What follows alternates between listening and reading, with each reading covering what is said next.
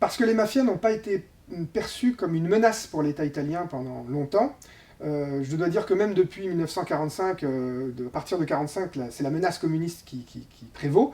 Et donc les services de renseignement vont faire une alliance objective avec les mafias. Par exemple, lorsqu'en 1981, un dignitaire de la démocratie chrétienne est enlevé, les services de renseignement vont en prison, rencontrent un chef mafieux, lui demandent son aide. Le chef mafieux connaît beaucoup de gens des Brigades Rouges qui ont commis l'enlèvement.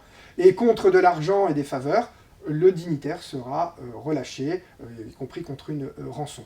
Mais plus grave, c'est la participation systémique des services de renseignement à ce qu'on appelle la stratégie de l'attention. Donc, coup d'État avorté, coup de pression, attentats avec des victimes innocentes, réseau Gladio, antidémocratique, complicité avec la loge P2.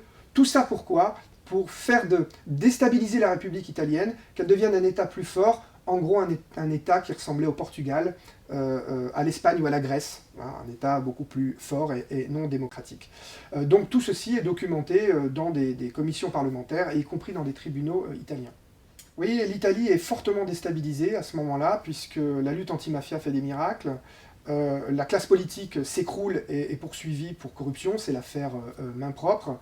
Et on va comme ça commencer, et la menace communiste n'existe plus, et on va comme ça assister à une négociation entre la mafia qui commence à poser des bombes, la mafia sicilienne, parce qu'elle pose des bombes, elle joue l'acte terroriste, y compris des bombes à Florence ou à Milan avec des innocents, car elle cherche des nouveaux canaux de communication avec la nouvelle classe politique pour lui assurer son impunité historique. Et là, les services de renseignement vont être encore à la frontière de cette négociation. Va par exemple apparaître la figure d'un général des carabiniers de Ross, un service spécialisé dans la lutte anti-mafia, qui a été condamné en 2018 pour violence à l'État, c'est-à-dire pour complicité dans cette négociation avec l'État italien et entre l'État italien et la mafia.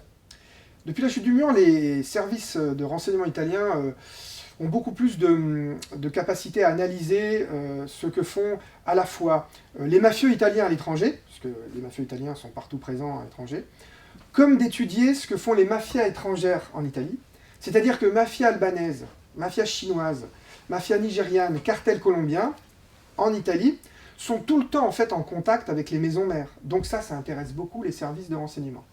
Ce qu'on peut cependant regretter, c'est qu'on voit de temps en temps encore des alliances scélérates, je dirais, entre services de renseignement et quelques gangsters de haut rang, mafieux de haut rang, en échange d'informations. Par exemple, un mafieux peut être amené d'abord à donner des informations sur un clan rival, que les services de renseignement vont donner à la police et éliminer, mais plus logiquement, le mafieux va pouvoir donner éventuellement des renseignements sur des terroristes, sur des réseaux terroristes. Et en échange, le service de renseignement assurera un peu d'impunité envers le clan mafieux. Et enfin, il y a cette dernière affaire, mais qui est pilotée par l'État italien, donc les services de renseignement sont dedans, pour demander à un garde-côte libyen de mettre fin à l'arrivée de migrants en Italie, d'ailleurs avec la volonté de certains pays européens. Sauf qu'on a découvert que le garde de côte libyen, c'était celui qui organise la contrebande de migrants, c'était celui qui a des camps d'esclaves en Libye, c'est celui qui coule des bateaux donc dans la mer.